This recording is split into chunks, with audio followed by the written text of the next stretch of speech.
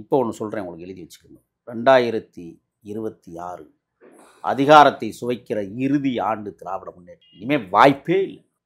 கொள்ளையடிப்பதே குறிக்கோள், வேறு எதுவுமே இல்லை. நீங்கள் சொல்கிறதெல்லாம் கிடையாது. கொள்ளையடிக்கணும். அதுக்கு என்ன வழி? கடலையே ஆக்கிரமிப்பு பண்ணுவானுங்க அவனுங்க. வந்தேரிகளான மார்வாடிகளுக்கும் சேட்டுகளுக்கும் மாட மாளிகையை கட்டி விற்பனை செய்கிற இடத்தில் பெரும் முதலாளித்துவங்களுக்கு இந்த மண்ணை தாரை வார்த்து கொடுக்கிற தருதலை கூட்டம் இந்த திருட்டு மாடல் ஆட்சி. 4000 கோடியை ஒதுக்கிய நாதாரிகள் நக்கிக்கிட்டு கிடக்கு சென்னை மாநகரம். தாவேக அதிமுக கூட்டணி உறுதி, எழுதி வச்சுக்கோங்க. ஒற்றன் செய்தி நேயர்களுக்கு வணக்கம். இன்றைய நம்ம அரங்கத்தின் சிறப்பு விருந்தினராக வந்திருப்பவர் தமிழ் தேசிய ஆதரவாளரான திரு முகில் அவர்கள். சார் வணக்கம். வணக்கம். எப்படி இருக்கீங்க சார்? நல்லா இல்லாத தேசத்தில் நான் நல்லா இருக்க முடியுமா? ஆமாம் சார், நீங்கள் பல பல பல விஷயங்களை பார்த்து வருந்தீங்க. அதனால தான் உங்ககிட்ட சில முக்கியமான கேள்விகளை வைக்கணும் அப்படின்ட்டு. தமிழகத்தில் இப்போ பார்த்தீங்கன்னா ஒரு பெரிய சர்ச்சையாக ஓடிக்கொண்டிருப்பது என்னன்னு பார்த்தீங்கன்னா மழை நீர் பிரச்சனை. அந்த மழை நீருக்காக 4000 கோடி ஒதுக்கியிருக்கிறாங்க அப்படின்றதுக்கோசம், அதாவது திறன்பட செய்ய வேண்டும் அப்படின்றதுக்கோசம் சென்ட்ரல் கவர்மெண்ட் மூலமாக ஒதுக்கியிருக்காங்க. பட் அந்த அளவுக்கு ஒதுக்கியும் இன்றும் பார்த்தீங்கன்னா அங்கங்கே மேடு பள்ளம் குழியாக தான் இருக்குது, தண்ணி தேங்கி தான் இருக்குது. ஆனால் இவங்க கேட்டால் ஒவ்வொரு வாட்டியும் மேயர் ஒரு வாட்டி பேசியிருக்காங்க, நேரு ஒவ்வொருத்தரும் பேசும்போது, KN நேரு பேசும்போது எல்லாருமே, அப்புறமா கார்பரேஷன் சேர்மன் எல்லாம் பேசும்போது பார்த்தா 90% முடிஞ்சிச்சு, 99% முடிஞ்சிச்சு, 95% முடிஞ்சிச்சுனாங்க. ஆனால் அவ்வளோ முடிஞ்சும் இனிக்கும் முடிஞ்ச மாதிரி தெரியல சார். அதை பற்றி உங்களோட கருத்து என்ன சார்? நலத்திட்டங்கள் உருவாக்குவதே கொள்ளையடிப்பதற்காகத்தான். சென்னையில் தூங்கா வாகை நட்டுருக்கான், தெரியுமா? சென்னையில் தூங்கா வாகை மரம். தூங்கா வாகை மரம். சரி சார். எதுக்காக நட்டாங்க சொல்லுங்கள் சார், நீங்களே சொல்லுங்கள் சார். வேப்ப மரம் நடலாம்ல, வேப்ப மரம் நடலாம் சார். கொன்னை மரம் நடலாம்ல, உதிய மரம் நடலாம்ல, வேங்கை மரம் நடலாம்ல. ஏன் தூங்கா வகையை நட்டாங்க? தெரியாதுல்ல? இந்த கேள்வி எனக்கும் உண்டு சார். ஏன் இந்த மாதிரி வைக்கிறேன், பழ மரங்க இதனா வைக்கலாமே அப்படின்னு யோசிப்பேன் நான். சொல்லுங்கள் சார். மழை காலங்களில் பொடுக்குன்னு ஒடிஞ்சு போகிற மரம் அதான். சரி. ஒரு காற்றடிச்சா அப்படியே விழுந்துடும், தரையோடு விழுந்துடும். அதை வெட்டி எடுக்கிறதுக்கு ஒரு செலவு தேவைப்படுதுல்ல. ஓ, அந்த ஒரு விஷயத்துக்கோசரம் ஒரு மரம் விழுந்தால் ஒரு 2000 ரூபா ஒதுக்கும், 1000 ரூபா கொள்ளையடிக்கலாம்ல. புரியுதுங்களா உங்களுக்கு? 4000 கோடியை ஒதுக்கிய நாதாரிகள் நக்கிக்கிட்டு கிடக்கு சென்னை மாநகரம். உங்களுக்கு தெரிய சிங்காரச்சனைன்னு சொல்லி எத்தனை வருஷம் இருக்கும்? எனக்கு தெரிஞ்சு இவர் ஸ்டாலின் மேயராக இருக்கும்போதே சொல்லிட்டாங்கல்ல. அதுக்கப்புறம் தான் அவர் துணை முதல்வர் ஆனார். இன்னைக்கு சிங்காரச்சனை ஆயிடுச்சா? இல்லை சார், அப்படியே தான் இருக்கு. அடையாறு பாலத்தை கிட்டத்தட்ட எத்தனையோ திட்ட மதிப்பீட்டில் எத்தனையோ கோடி ரூபா செலவழிக்க போகிறோம்னு சொல்லி முன்னாள் நிதித்துறை அமைச்சராக இருந்த மதுரைக்காரர் ஒருத்தர் தெரியுமில்ல உங்களுக்கு, அமைச்சர் இருந்தார்ல, இப்போ டம்மி அமைச்சராக இருக்கு. ஆமாம். அவர் ஒதுக்குறோம்னு அன்னைக்கு சொன்னார். மாறி மாறி ஒதுக்குனாங்க. அடையாறு பாலம் தயாராகிடுச்சா? அடையாறு கூவாறு அதில் கொள்ளையடிக்கலாம். உங்களுக்கு ஒன்று தெரியுமா? கடலுக்குள்ளேயே மிதக்கும் வீடு கட்டுவான் கொள்ளையடிக்கிறதுக்காக. கடலையே ஆக்கிரமிப்பு பண்ணுவானுங்க அவனுங்க. தெர்மல் 1, 2, 3 தெரியுமா எண்ணூரில்? ஆமாம் சார். சாம்பல், நிலக்கரி சாம்பலில் கொள்ளையடிக்கிறான் கோடிக்கணக்கான ரூபாயை. ஆதாரத்தோடு நான் விரைவில் வெளியிட போகிறேன், எழுதி வச்சுக்கோங்க. அதில் கொள்ளை அடிக்கிறான். அந்த ஆஷில் முன்னாள் ஒரு அங்கே சட்டமன்ற உறுப்பினர் இருக்கிறார், கோவிந்தசாமின்னு. அவருக்கும் அங்கே இருக்கிற ரமேஷ்னு ஒருத்தர் இப்போ மாவட்ட செயலாளராக இருக்கிறார். 2 பேருக்கும் பிரச்சனை. இப்போ கோவிந்தசாமியுடைய டிப்பர் லாரிகள் இங்கே ஓடலை, ரமேஷனுடைய லாரிகள் ஓடிக்கிட்டு இருக்கு. ஏன்னா அந்த சாம்பலை கொள்ளையடிக்கிறது. நான் எல்லாத்தையும் ஆதாரபூர்வமாக அப்புறம் சொல்கிறேன். நீங்கள் கேட்ட கேள்விகளுக்கு வர்றேன். KN நேரு திருச்சி மாநகரத்தையே சரி பண்ண முடியாத துப்பற்றவர். வெக்கமில்லை உங்களுக்கெல்லாம்? சென்னையில் ரவுடித்துறை அமைச்சர்னு ஒருத்தர் இருக்கிறார், தெரியுமா? சொல்லுங்க சார். யார் சார்? சேகர் பாபுன்னு ஒருத்தர். அமைச்சர்களுக்கெல்லாம் பேர் மாற்றிருக்கிறோம் நம்ம சார். அப்படிலாம் எப்படி? அப்படியே உண்மையை தான் சொல்கிறேன். ஒரு ஊடகவியலாளர் வீட்டில் போய் பீய கரைச்சி ஊற்றுவீங்க, அதுக்கு பேர் என்ன சொல்லுங்க நீங்கள்? இப்போ எனக்கு அது அவர் தான் ஊற்றுனா சார். ஏங்க, ஆதாரபூர்வமாக எல்லாம் வந்துருச்சு. தண்டராசன் ஒருத்தர் மிரட்டிட்டான், ரவுடி. அவரும் மிரட்டுறாரு. அந்த ஆடியோ நான் தான் ரிலீஸ் பண்ணேன். அதுக்கு பேர் என்ன சொல்லுங்க நீங்கள்? ஒரு வகையில் மிரட்டல் தான். ஆனால் அந்த அமைச்சருக்கு என்ன அழகு? யார் மீது சத்தியம் செய்திருக்கிறார் பதவி பிரமாணத்தில்? சட்டத்தின்பால் சத்தியம் எடுத்த அமைச்சர் தாறுமாறா நடக்கலாமா? தாறுமாறா பேசலாமா சார்? அப்போ அதுக்கு பேர் என்ன? அராஜகம், ரவுடிசம், எப்படி வேணாலும் சொல்லுவாங்க. நான் அராஜக அமைச்சருங்கிறோட ரவுடி அமைச்சர்னா தான் எல்லாருக்கும் எளிமையாக புரியுங்கிறதுக்காக அந்த வார்த்தையை சொல்கிறேன். கேடுகட்டவர்கள் இந்த தேசத்தை ஆண்டு கொண்டிருப்பதற்கு சான்று மழையே சாட்சி. நீங்களும் நானும் தேவையில்லை. இப்போ வந்திருக்கிற புயல் நாளைக்கோ நாளை கழிச்சோ கொடுத்து தாக்குச்சுன்னா சென்னை மாநகரத்தினுடைய நிலைமை 4000 கோடி. அண்ணா சமாதிக்கு பக்கத்தில் ஒரு ஆறு இருக்குல்ல, நேப்பியர் பாலம், அதுக்கு கீழே அடைச்சிக்கிட்டு நிற்கும். 4000 கோடி பணம். தெரியுமா உங்களுக்கு? யாரை ஏமாத்துறீங்க நீங்கள்? கேலி கூத்தாக்குறீங்களா தமிழ்நாட்டில் உட்காந்துட்டு? சார் ஆனால் இந்த இயற்கை சீற்றம் சார், மழைன்றது அது இன்று வரல சார். இதுக்கு முன்னால் வந்து அஇஅதிமுக ஆட்சியும் இருந்திருக்குல்ல சார். அப்போ என்ன செயல்பட்டிருக்கு, அப்போ அவங்க சரியாக செஞ்சாங்களே அப்படின்னு பொதுமக்களோட கேள்வி. அதை நான் வைக்கிறேன்.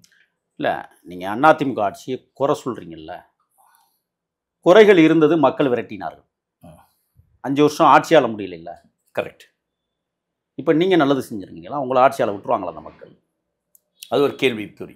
அனைத்து இந்திய அண்ணா திராவிட முன்னேற்றக் கழகம் மரியாதைக்குரிய என் தலைவனை உருவாக்கிய தலைவன் எம்ஜிஆர் அவர்கள் இந்த தேசத்தை 13 ஆண்டு காலம் நடத்தியிருக்கிறார் தொடர்ச்சியாக. இவங்களால் கிட்டவே போக முடியாது. தமிழ் ஈழத்தை அங்கீகரிப்போம் என்று சட்டமன்றத்திலேயே தீர்மானம் கொண்டு வந்து, ஜெயலலிதா மீது எனக்கு வருத்தம் இருக்கிறது நிறைய இடங்கள்ல. ஆனால் தமிழீழ தாயக விடுதலைக்கு கடைசியாக தன் ஆயுள் முடிகிற வரை ஒரு சின்ன காரியத்தையாவது செய்துவிட வேண்டும் என்று துடித்த அம்மையார் ஜெயலலிதா. பல தவறுகள் செய்த காரணத்தினால் அதிமுக போட்ட பிச்சையால் 5 ஆண்டு காலம் திமுக ஆண்டிருக்கிறதை ஒழிய ஜெயலலிதா அமைச்சரவை 10 ஆண்டுகள் தொடர்ச்சியாக முத்தமிழறிஞர், மூதறிஞர், தமிழ் ஈனத் தலைவர் என்றெல்லாம் பட்டம் சூட்டிய கலைஞர் கருணாநிதி தொடர்ச்சியாக 10 ஆண்டுகள் இந்த மண்ணை ஆள முடிந்ததா? இனிமேலும் ஆளப்போறீங்களா நீங்கள்? இது வரைக்கும் ஆண்டதில்லை சார். அவங்க 2.0 வேற நீங்கள் சொல்லிக்கிட்டு இருக்கிறீங்க. திராவிட மாடல், திருட்டு மாடல் ஆட்சி தமிழகத்தில் நடைபெற்று. அதனால தான் நான் சொல்கிறேன், நலத்திட்டங்களில் கொள்ளையடிக்கிறார்கள். தயவு செய்து மேம்பாலங்கள் பார்த்துருக்குறீங்கள, இடைவெளிகளில் இப்போ அரச மரம் என்னென்ன மரமெல்லாம் அந்த குருவி கொண்டே பேழுதோ அந்த இடுக்குகளில் முளைச்சிருக்கு. அதை வெட்டுவதற்கு கூட இவர்களுக்கு துப்பு இல்லை. ஏன் தெரியுமா? அது வளர்ந்து வேறு விட்டு போச்சுன்னா பாலம் உடையுமா? உடஞ்சின்னா அதை அப்புறப்படுத்துறதுக்கு ஒரு செலவு ஒதுக்குவாங்களா? பாலம் உடஞ்சிச்சா இவங்களுக்கு ஒரு அவப்பேர் தானே சரி ஏற்படும். அது இவங்க ஆட்சியிலேயே வந்து உடையும்னு எதிர்பார்க்க முடியாது. அரச மரம் ஏறி வானூர்தி சாகச நிகழ்ச்சி நடத்தும் போது 5 பேர் செத்து போனால, அது அவப்பேர் இல்லையா? அது அவப்பேர் கண்டிப்பாக. இன்னைக்கு கரூரில் விஜய் கூட்டத்தில் 41 பேர் செத்து போனாங்களே, அது அவமானம் இல்லையா? அவமானம். அப்போ அதெல்லாம் பேச மாட்டேங்கிறீங்க. பாலம் உடஞ்சானே சார், உங்களுக்கு தேவை காசு தான் சார். அரச மரம் வளைஞ்சுன்னா பாலம் வெடிக்கும், இடிப்போம். டி நகரில் பார்த்தீங்களா, ஒரு பாலம் கட்டினாங்க, ஓரளவுக்கு ஓடிக்கிட்டு இருந்துச்சு. நாங்கள் இணைப்பு பாலம் கட்டுறோம்னு பாதியை இடித்தாங்க. இடித்ததில் எத்தனை கோடி செலவாயிருக்கும்? புதுசாக உருவாக்குறதுல எத்தனை கோடி செலவாயிருக்கும்? ஏன் திட்ட மதிப்பீட்டில் திட்டம் சரியாக செயலாற்றவில்லை? ஏன் திட்டமிடப்படலை? அப்போ என்னவா இருக்குங்க தமிழ்நாட்டில்? அது வந்து அன்று போட்டது இல்லை சார். அந்த என்னைக்கு போட்டாலும் சரி, திட்டம் ஒன்றாக இருக்க வேண்டும், தொலைநோக்கு திட்டமாக இருக்க வேண்டும். ஏன் அந்த தொலைநோக்கு பார்வை இல்லை? கேட்டால் பெரியாரின் பேரன் சொல்வீங்கள்ல. கொள்கை இல்லாமல் தான் புரட்சி தலைவர் எம்ஜிஆர் அவர்கள் தனது அனைத்து இந்திய அண்ணா திராவிட முன்னேற்ற கழகத்தை தமிழகத்தில் உருவாக்கினார். கொள்கை இல்லை, ஆனால் கொள்கையோடு வாழ்ந்தார். என் தேசிய தலைவனை உருவாக்கிய தலைவன் அல்லவா? உங்களுக்கு ஒன்று சொல்லவா? நான் உங்கள்கிட்ட கேள்வி கேட்குறேன். என்ன கேள்வி கேட்குறீங்களா? திமுகவுக்கு என்ன கொள்கை சொல்லுங்கள் சார். அரசியல் கட்சிக்கு கொள்கை இருக்குதுன்னு 1000 சொல்லுவாங்க சார். அந்த கொள்கைப்படி நடந்துக்கிறாங்கன்னா அதுவே ஒரு கேள்விக்குறி தான் சார். நீங்கள் சொல்லுங்கள். இவங்க தான் பெரிய கொள்கைவாதிகள்னு பேசுகிறாங்கல்ல. இன்றைக்கும் யாசர்பாடி இந்த மாட்டுக்கறி உரிக்கிற இடம் போயிருக்கிறீங்களா? வியாசர்பாடியில் நான் போனதில்லை சார், ஆனால் கேள்விப்பட்டிருக்கேன். போங்க. அந்த வாழ்வியலை சுற்றி இருக்கிற மக்கள், வாழ்விடங்களை சுற்றி இருக்கிற மக்கள் எவ்வளவு அவஸ்தைக்குள்ளாகிறார்கள் என்பதை இந்த முதலமைச்சர் 3 நாள் போய் தங்குவாங்களா இந்த மலையில்? சொகுசு மாளிகையிலே தங்குங்க, எப்படி இருக்குன்னு பாருங்க. நீங்கள் ஆனால் வசிக்கிறது ரொம்ப கஷ்டம். எப்படி சார் அது சொல்லுங்க? கோயம்பேடு மார்க்கெட்டை தூக்கி வானகரத்தில் போடுறோம்னு சொல்கிறீங்கள, மாமிசம் உரிக்கிற இடத்த தூக்கி வேற இடத்துக்கு போடலாமே, ஏன் போடலாம் சொல்லுங்க? நாரி கிடக்கிறது வடசந்தி. ஒரு அமைச்சர் பெரிய சவுடலா பேசுவார். யாரை ஏமாத்துறீங்க நீங்க? ஒரு சிறிய மலைக்கே இந்த நகரம் தாங்கவில்லை என்றால் பெரும்புயல் வந்தால் இந்த நகரம் எப்படி தாங்கும்? இந்த கால்வாய்கள் இருக்குல்ல சார், மழைநீர் கால்வாய்கள், அதோட இணைப்புகளே சரியில்லாம இருக்குன்றாங்க. சில கால்வாய்களே சரியா போடலைன்றாங்க. அதை வந்து இவங்களோட கவனக்குறைவுன்னு நினைக்கிறதா, இல்லைன்னா அதுல ஏதாவது ஊழல் நடந்திருக்கும்னு நினைக்கிறேன். ஊழல் தான். நீங்கள் ஏவாவேலு கட்டிய பாலம் ஒன்று ஆற்றுல அடிச்சுட்டு போணுச்சு பார்த்தீங்களா? பார்த்தேன் சார். எப்படி இருந்துச்சு? ஆனால் அதுக்கான என்கொயரி போட்டாங்க. இது வரைக்கும் அந்த என்ன ஆணுச்சு அது? ஒன்றுமே இல்லை சார், டம்மியாக போச்சு. 2021 அடிக்கல் நாட்டி 2023 கட்டி முடிக்கப்பட்டு 2024 திறக்கப்பட்ட திருப்பத்தூர் மாவட்ட ஆட்சித்தலைவர் அலுவலகம் பொழந்துக்கிட்டு இருக்கு. இதான் உங்கள் லட்சணம். நான் இன்னொன்று கேட்குறேன், மேம்பாலங்களை ஆய்வு செய்யுங்கள், நம்மளால முடிகிறது. எந்த பாலம் என்ன வேணாலும் நடக்கும் இவங்க அடிச்ச கொள்ளையில். இல்லை, அதுக்கு ஒரு உதாரணம் என்ன அப்படின்னு பார்த்தீங்கன்னா, நம்ம அண்ணா நகர்லேருந்து வரோம்ல சார், வரும்போது அந்த பாலத்து மேலே வந்தீங்கனால தடதடன்னு சவுண்டு கேட்கும். அந்த மேலே இருக்க ரெயிலிங் எல்லாமே லூஸ் ஆயிடுச்சு. நீங்கள் சொல்கிறது சார், அதை நானும் உணர்ந்துருக்கிறேன். சில பிரிட்ஜஸ்ல இப்போ கூட பார்த்தீங்கன்னா குழிப்பள்ளங்களாகவே இருக்குது நிறைய பாலங்கள். இவர்கள் என்னன்னா, தரமற்ற சாலைகளை உருவாக்கி அதிலிருந்து கொள்ளையடிப்பதும், மீண்டும் அந்த சாலையை செப்பனிடுகிறோம் என்கிற வகையில் நிதியை ஒதுக்கி அதிலையும் கொள்ளையடிப்பதில் தான் இவர்கள் கவனம் செலுத்துகிறார்கள் ஒழிய நீண்ட தொலைநோக்கு திட்டம் இந்த ஆட்சியாளர்களுக்கு இருக்கிறதா? நாங்கள் செட்டிநாட்டு பகுதியை சேர்ந்தவன். எங்கள் ஊரில் ஒரு வீடு ஒரு தெரு, 100 ஆண்டுகளுக்கு பழமை வாய்ந்த வீடுகள் இன்றும் அப்படியே பளிச்சென்று இருக்கிறது. இங்கே அடுக்குமாடி குடியிருப்புகள் கட்டுறீங்களே, 30 ஆண்டுகளோட முடியலையே, எல்லாமே வெடிச்சு காலாவதியாகி போய் நிற்கிது. என்ன கணக்கு? இத்தனைக்கு சுண்ணாம்பு கல்லால் கட்டப்பட்டிருக்கிற செட்டிநாட்டு தெருவீதிகள் அனைத்தும் அழகாக பவ்யமாக இருக்கிறது. ஆனால் நீங்கள் சிமெண்ட் கொண்டு மணல் கொண்டு கட்டுகிற வீடுகள் இடிந்த நிலையில் காணப்படுவதின் மர்மம் என்ன? யார் கொள்ளையடிக்கிறார்கள்? 4000 கோடியை நீங்கள் ஒதுக்குனீங்கல்ல, மழை அடிச்சுட்டு போயிடுச்சு நிறைய இடத்துல. மீண்டும் இவர்கள் 8000 கோடியை ஒதுக்குவார்கள். இந்த மேம்பாலங்கள் கட்டுறாங்கல்ல, 10 ஆண்டுகளுக்கு முன்பு அந்த பாலத்தினுடைய 1 கிலோமீட்டர் மதிப்பீட்டு தொகை 90 கோடி 1 கிலோமீட்டருக்கு. அதுக்கப்புறம் 100 கோடி 10 கோடி எக்ஸ்ட்ரா பண்ணாங்க. இப்போ எவ்வளோன்னு தெரியுமா? 200 கோடி. கேட்டால் நீங்கள் கேட்பீங்க, இல்லை சார் விலையெல்லாம் ஏறிடுச்சு அதனால் அந்த மாதிரி. அதுதானே உண்மை சார். 90 கோடியிலேருந்து 10 கோடி உயர்த்தினாங்க. 10 கோடியிலேருந்து 10 கோடி 20 கோடி 30 கோடி தானே உயர்த்தணும். திடீர்னு 100 கோடி ஏன் ஒதுக்குனாங்க? ஒரு எக்கானமி ஸ்டேட்டஸே நிர்ணயிக்கிறது ஒன்று க்ரூட் ஆயில் இல்லைன்னா கோல்டு சார். கோல்டோட விலை திடீர்னு இப்போ அந்த இடத்துக்கே நான் வரல.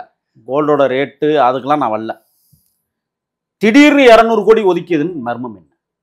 இதான் நான் வைக்கிற கேள்வி. மதிப்பீடு செய்யுங்கன்னு நான் சொல்கிறேன். இது ஒரு நல்ல கேள்வி, மதிப்பீடு செய்யணும். அப்போ இவர்கள் மக்களின் வரிப்பணத்தில் சுருட்டி கொடுக்கிற கூட்டமாக இருப்பதால் தான் நான் முதவே சொன்னேன், மிதக்கும் வீடுகளை கடலில் கூட ஆக்கிரமித்து இவர்கள் கட்டுவார்கள். உங்களுக்கு விவசாயம்னா என்னன்னு தெரியுமா? அண்மையில் துணை முதலமைச்சர் அதெல்லாம் முளைக்கலை பேசினார்ல.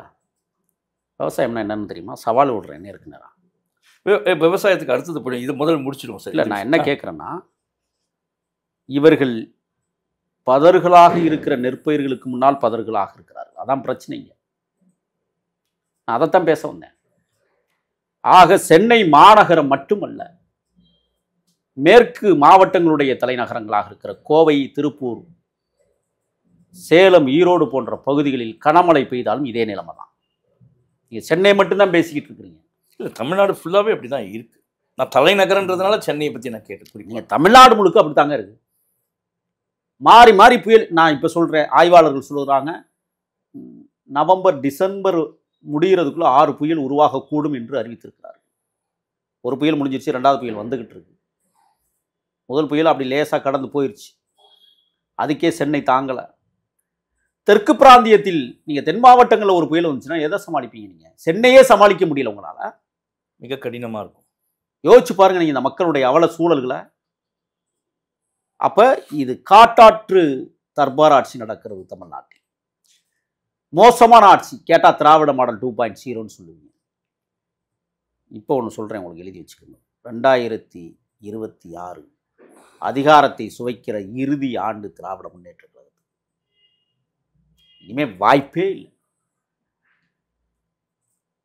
நான் சொல்லுகிறேன், இது நடக்குதா இல்லைன்னு பாருங்க. சரி சார், இந்த மழைநீர் காரணம் வந்து இந்த மாதிரி ஃப்ளட் வர்றதுக்கு, இந்த மாதிரி வெள்ளம் ஏற்படுறதுக்கான காரணம் என்னன்னா, நீர்நிலைகள்ல இருக்கக்கூடிய ஆக்கிரமிப்புகள் அப்படின்றது தான். இதில நீர்நிலையில இருக்க ஆக்கிரமிப்புகள் பார்த்தீங்கன்னா வந்து, ஒரு புறம் பார்த்தீங்கன்னா, அரசே ஆக்கிரமிச்சிருக்கு. புரியுங்களா? இன்னொரு புறம் பார்த்தீங்கன்னா, அங்க இருக்க லோக்கல் பொலிட்டிஷியன்ஸும், ரவுடிங்களும் இவங்க தான் ஆக்கிரமிச்சு ரியல் எஸ்டேட்ன்னு போட்டு பண்ணியிருக்காங்க.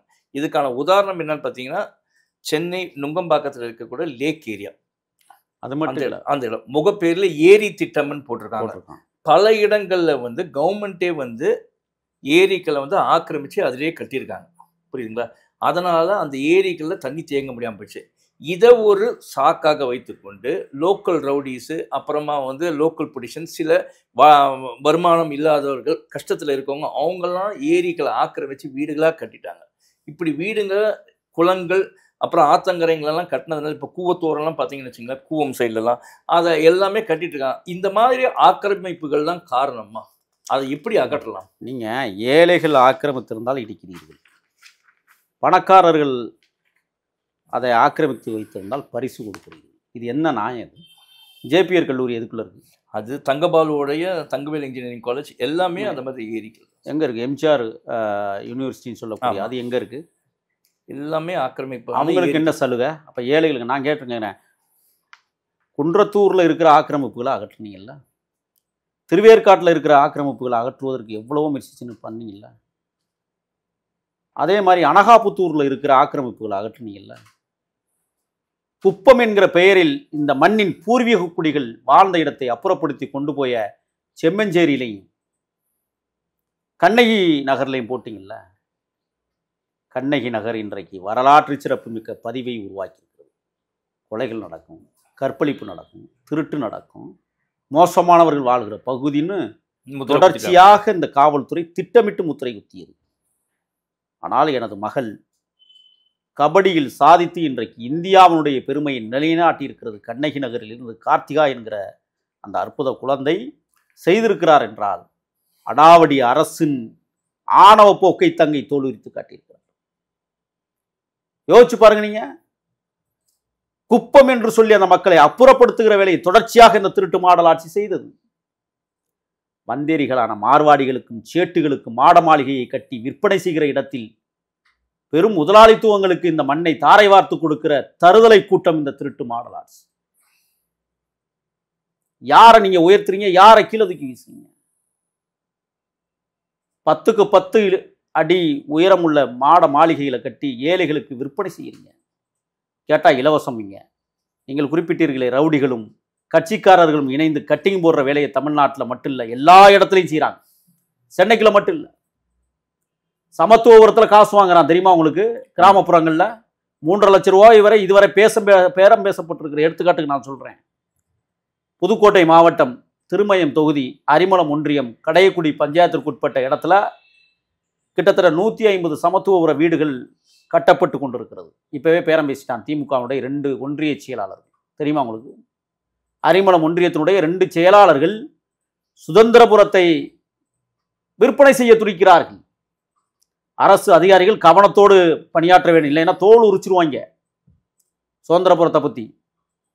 ஆக இவர்கள் கொள்ளை அடிப்பதிலேயே குறிக்கோளாக இருந்து கொண்டு ஏழைகளை வதைக்கிற அரசாக, ஏழைகளை ஏமாற்றுகிற அரசாக. கேட்டால் சொல்லுவான், பேருந்து விட்டோம் தெரியுமா, பெண்களுக்கு இலவச பேருந்து. இருந்த இடத்துல இருந்து நடத்துனர் கிழிச்சு 10 டிக்கெட்டை கொடுத்து விட்றான் 3 பொம்பளைக்கு. எப்படி இருக்குது? கேட்டால் அரசு கணக்கில் வருவான். யார்ட்டோட விளையாடுறீங்க? இல்லை, அதை தான் நான் கேட்கணுன்ட்டு.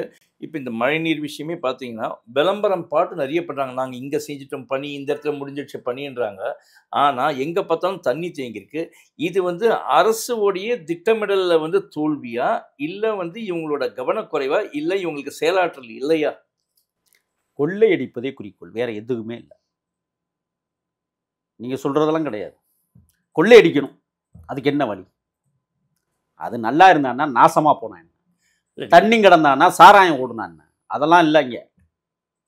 நான் கேட்குறேன், கருணாபுரத்தில் சாராயம் குடிச்சு செத்து போனான்ல, உள்ளூர் விஓ சும்மா இருந்தானா? தெரியாதா?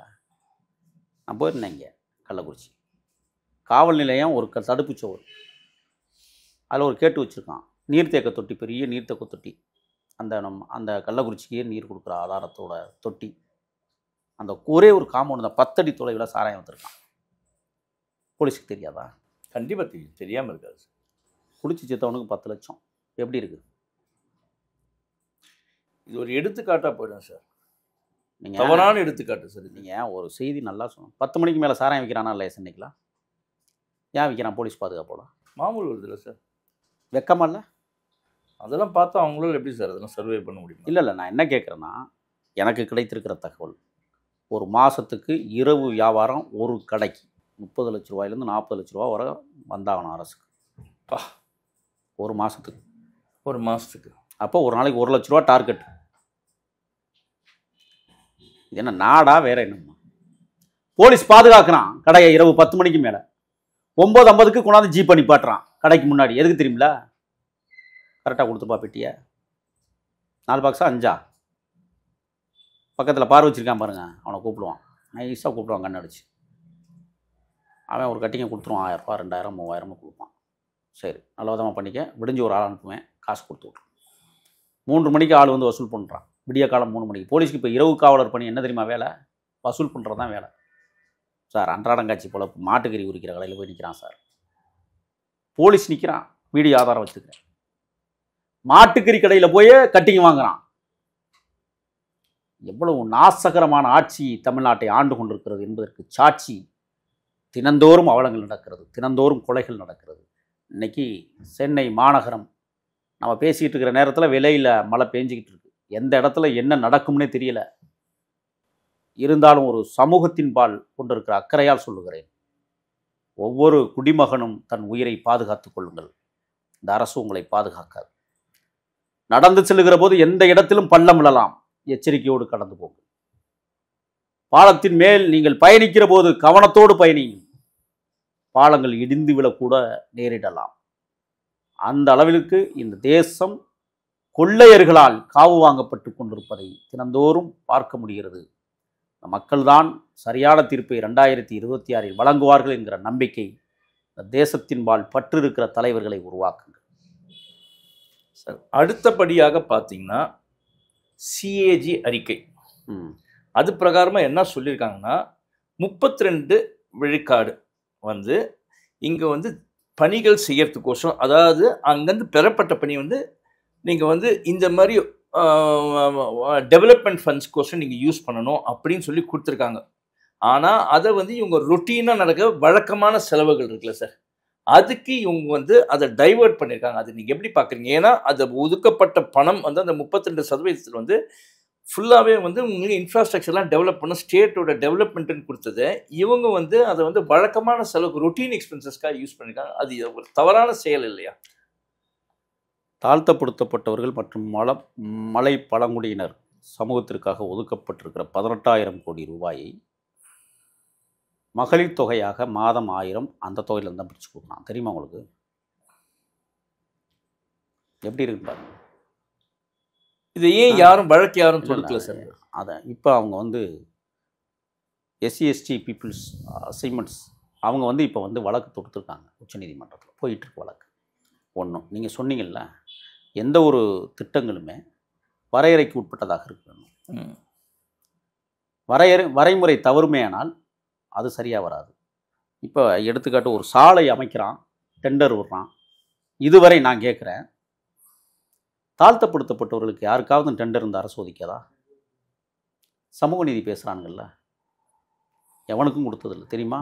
அபூர்வம். ஆதிக்கவாதிகளுக்கு மட்டுமே கொடுக்குற இது என்ன சமூக நீதி ஆட்சி? இதில் இன்னொரு விஷயம் நான் உங்களுக்கு சொல்லணும்னு நினைக்கிறேன். 20% அலுவலர்களுக்கு கட்டிங்க. எல்லா அலுவலர்களுக்கும். ஒரு சாலை அமைக்கிற திட்டத்தில் கூட உண்மையா பொய்யான்னு நீங்கள் விவரிச்சு சொல்லுங்க. எந்த ஒரு திட்டமாக இருந்தாலும் அந்த ஏரியாவில் இருக்கிற அரசு பொறுப்புள்ள அதிகாரிகள் கட்டிங் போடாமல் போனதே கிடையாது. அப்புறம் எங்கிட்டு திட்டங்கள் நல்லா இருக்கும். ஏன்னா சிஏஜில வந்து 753 பணிகள் நிறைவடையாமல் இன்கம்ப்ளீட்டாகவே இருக்குது அப்படின்னா அதுதான் அந்த ஃபண்ட்ஸ் எல்லாமே டைவர்ட் பண்ணியிருக்காங்க சார். சார் வட்டிக்கு விடுவோம் சார். நீ சாதாரணமாக இதை கடந்து போயிட முடியாது. நான் கேட்குறேன், மதுரவாயல் சாலை கட்டமைப்பு திட்டம் எத்தனை கோடி? 920 கோடிக்கு திட்டமிட்டாங்க. 826 கோடி. புரியுதுங்களா? எத்தனை மாதம் கிடப்பில் போட்டுரும், எத்தனை வருஷம் கிடப்பில் போட்டிருந்தாங்க? அந்த பணம், ஒதுக்கப்பட்ட பணம் எங்கே?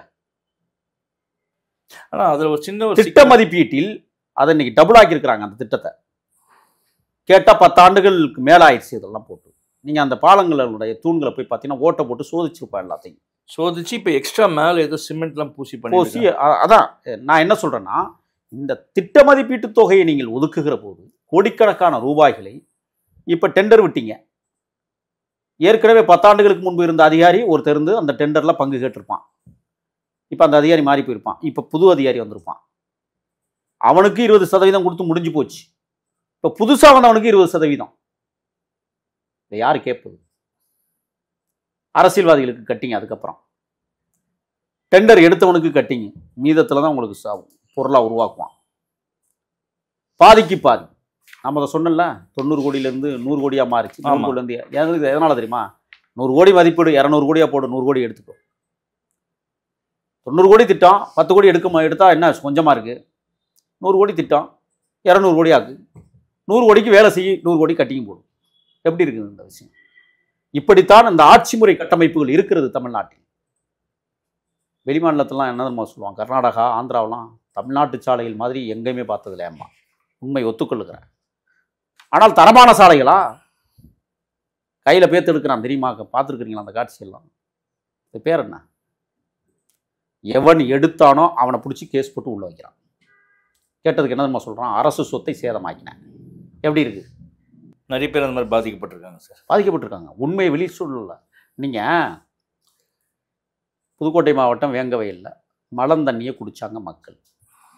குற்றவாளின்னு யாரை சொன்னாங்க? குடித்தவங்களே சொல்லிட்டாங்க. அப்படின்னா என்ன அர்த்தம்?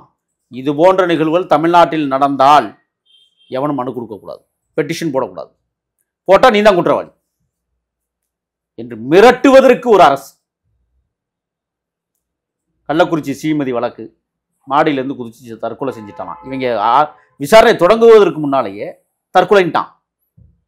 பொம்மையை தூக்கி மேலேருந்து கீழே போடுறான். இதை விட கேவலம் வேற என்ன ஏதாவது இருக்கா? ஒரு பெண்ணு மாடியிலேருந்து குதிச்சானே வச்சுக்குவோம். அவருடைய மனம் சார்ந்த விஷயம். எப்படி குதிக்கணும், எந்த லெவலில் குதிக்கணும், எவ்வளோ ஸ்பீடில் குதிக்கணும், பொம்மைக்கு யோசிக்க தோணுமா? ஒரு போலீஸ் ஏறி பிடிச்சி அந்த பொம்மையை தள்ளி விட்டான். இப்படித்தான் இந்த காட்டாற்று தற்பார் ஆட்சி தமிழ்நாட்டில் நடைபெறுவதை ஒரு நாளும் அனுமதிக்க முடியாது. துரத்தி அடிக்கப்பட வேண்டிய நாள் வெகு தொலைவில் இல்லை, விரைவில் வரும் என்கிற நம்பிக்கை எமக்கு உண்டு. மக்களுக்கும் வந்துருச்சு. சிஏஜி ரிப்போர்ட் பிரகாரம் இன்னும் ஒரு புகார் என்னன்னா, ஒரு 42 கோடி வந்து என்னன்னா, அவங்க வந்து ஒரு அப்ரூவல் இல்லாமல் அந்த ஃபண்டை வந்து டைவர்ட் பண்ணியிருக்காங்க. இல்லை, நீங்கள் அதான் முதவே அதை எடுத்துக்காட்டுக்கு நான் சொன்னேன். எப்போதுமே இந்த நலத்திட்டங்கள்ங்கிற பேரில் ஒரு அமௌண்ட் எடுத்து இன்னொரு அமௌண்ட்டில் போட்டு அங்கே கடனாளி ஆக்கி இதை சரி பண்ணுறோம்னு நினைப்பான். இங்கே பண்டே கிடையாதுங்க. தமிழ்நாட்டில் பண்டு இல்லை, கடலில் போயிட்டு இருக்கு. எத்தனையோ லட்சம் கோடி இப்போ கடலில் இருக்குது தமிழ்நாடு. அதிமுக ஆட்சி வரும்போது 1,17,000 கோடி ஏதோ கடன் இருந்தது. இன்னைக்கு அது 4 லட்சம் கோடியை தாண்டி நிற்கிது. அப்படின்னா என்ன அர்த்தம்? யோசிச்சு பாருங்க. நீங்கள் எங்கேயுமே பண்டு இல்லை. இன்னொன்று தெரியுமா? காவல் நிலையத்தில் பணியாற்றக்கூடிய ஊர்காவல் படைன்னு ஒன்று இருக்குல்ல. ஆமாம். அவங்களாம் சம்பளமே போடலை. ஹோம் கார்ட்ஸ் தெரியுமா? எல்லாம் அப்படியே புழங்கிக்கிட்டு இருக்காங்க. என்ன பண்ணுறதுன்னு தெரியாமல். ஓய்வூதிய திட்டம் அறிவித்தாரா? தேர்தல் அறிக்கையில் சொன்னாங்களா? வந்துருச்சா எல்லாருக்கும் ஓய்வூதிய திட்டம்? அப்போ என்ன இது? என்ன ஆட்சி முறை சார்? நான் அதுதான் சார் என்னோட கேள்வி. என்னென்னா, எதிர்கட்சிகள் ஏன் வந்து ஒரு தீவிரமான, இப்போ எடப்பாடியார் பார்த்தீங்கன்னா கேள்விகள் கேட்குற, மீட்டிங்லலாம் பேசுகிற, இவங்க மேலே இருக்கக்கூடிய குற்றச்சாட்டுகள் எல்லாமே அவர் வைக்கிறாரு. இருந்தாலும் வழக்கு தொடர்ந்தோ என்னவோ சென்ட்ரல் இவங்களுக்கும் ஒரு ரிலேஷன்ஷிப் இருக்குது. அப்படின்னா மத்திய அரசும் வந்து சரியான ஒரு நடவடிக்கை ஏன் எடுக்காமல் இருக்காங்க சார்? நீங்கள் கண்டும் காணாமல் இருக்கிற மாதிரி தானே இருக்கு. அதிமுக பிஜேபி கூட்டணி உறுதியானதா? அக்ரிமெண்ட் போட்டிருக்கா? அது நிற்குமா இல்லையானது தெரியல. அக்ரிமெண்ட் போட்டிருக்கா? இல்லை சார். அப்புறம் நான் சொல்கிறேன், 2026 அதிமுக கூட்டணி புதிதாக அமைய இருக்கிறது. விஜய் கூட இருக்கலாம். தாவேக்கு அதிமுக கூட்டணி உறுதி, எழுதி வச்சுக்கோங்க. கூட காங்கிரஸ் சேருமா? கண்டிப்பாக சேருகிறது. அஇஅதிமுக, காங்கிரஸ். எம்ஜிஆருடைய நிலைமையை எடப்பாடியார் உருவாக்கி கொண்டிருக்கிறார், எழுதி வச்சுக்கோ. எம்ஜிஆர் என்ன செஞ்சாங்க? யாரோட கூட்டணி? ஜெயலலிதா வந்ததற்கு பிறகு தான் மாறி மாறி வச்சு கடைசி அம்மையாரே சொன்னாங்க, நான் வாழ்க்கையில் செய்த ஒரே தவறு பிஜேபியோட கூட்டணி வச்சதுன்னு அறிவிச்சாங்க. ஆமாம். ஆனால் இன்றைக்கி எடப்பாடியார் வந்து கூட்டணிங்கிற பேரில் இருக்கிறாங்களே வெளியே கூட்டணி வச்சுருக்காங்களா? இல்லை. திராவிட முன்னேற்ற கழகத்தினுடைய கூட்டணி இருக்குல்ல, சுக்கு சுக்குரா உடைய இருக்கிறது. எழுதி வச்சுக்கோங்க. இதுதான் இன்றைய நிலைமை. விரைவில் காத்திருங்கள். 2026 நல்லதொரு தீர்ப்பை இந்த மக்கள் வழங்குவார். நன்றி ஐயா. நன்றி. நன்றி நேயர்களே. இந்த உரையாடலை பாருங்க, எங்களுடைய நேர்காணல் அதை பாருங்கள். உங்களுக்கு பிடித்திருந்தால் அதை லைக் பண்ணுங்க, ஷேர் பண்ணுங்க, அதே மாதிரி எங்கள் சேனலை சப்ஸ்கிரைப் பண்ணுங்க. உங்களுக்கு ஏதாவது கேள்விகள் இருந்தால் அல்லது ஏதாவது குறிப்பிட்டு சொல்ல வேண்டும் என்றால் கீழே இருக்கக்கூடிய அந்த கமெண்ட் பாக்ஸில் நாகரிகமான கமெண்ட்களை போடுங்க அப்படின்னு ஒரு வேண்டுகோளை வச்சுட்டு உங்களிடமிருந்து விடைபெறுவது உங்களுடைய ஒற்றந்துரை. நன்றி, வணக்கம்.